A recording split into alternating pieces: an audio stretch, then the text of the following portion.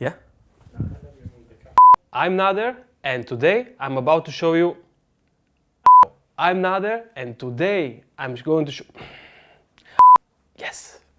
Basil is a great herb. Hello there, and welcome back. I'm Nader, and I'm about to show you how to make 3 simple and delicious gin infusion recipes that you can easily make at home.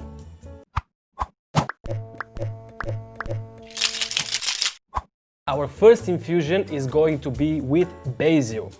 This is a great way to preserve your herbs in the spirit, and then if you get a friends over or you just want to shake up a basil smash, you won't have to run every time to the grocery stores because you already have the basil into your gin, which can be preserved in the freezer up to 6 months.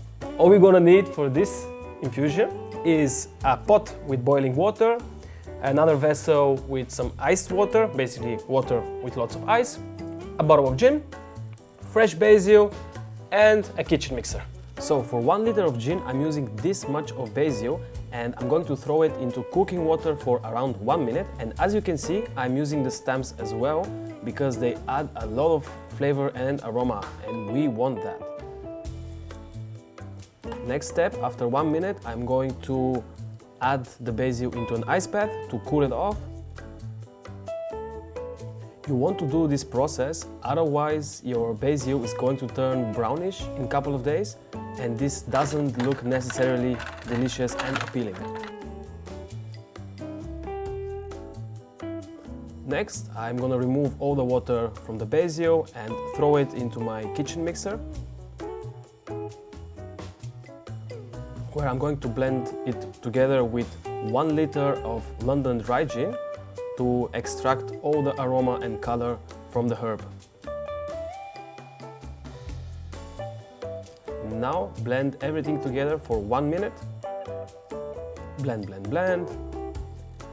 Last step is to strain out our basil, and then we have it, our basil gin infusion. So our second infusion is going to be with lemongrass. For this, we're gonna need a pot or some type of a container, a chopping board and a knife, bottle of gin, lemongrass of course, and our blender once again. To prepare our delicious lemongrass infusion, I'm using this much of lemongrass to 1 liter of gin.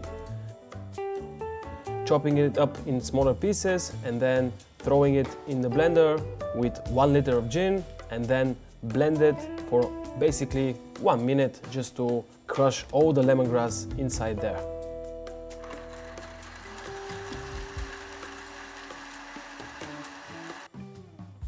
Now I'm going to add it into a pot or some type of a container, let it sit for 24 hours. 24 hours later, straining it and ready to use. Our third infusion is going to be tutti frutti, using raspberries to make a very delicious raspberry gin, with which you can make either a delicious gin and tonic or other type of cocktails, which soon we're gonna show you. Anyways, for this infusion, we're gonna need a pot or some type of a container, bottle of gin, 300 grams of raspberries, and as I'm filming this video is winter over here, so I took some frozen ones, but I'd like to think that the result is very pleasing, so don't be afraid. If it's not season time, go grab some frozen ones and they're gonna serve you just fine. And the fourth thing we're gonna need is a muddler or something with which you can basically muddle the raspberries and help the extraction of the aroma. This raspberry gin infusion is so easy to make, but yet so delicious. Basically, you just need to add 300 grams of raspberries into a pot or some type of a container, then add 1 liter of London dry gin. Then, to help the extraction of the flavor and aroma, muddle the raspberries and let it sit for 24 hours. Then strain out the raspberries from the gin and it's ready to use. We have done it! We have our infusions here. You can use those to make delicious gin and tonics for you and your friends. And also we plan to post videos with recipes using these gins.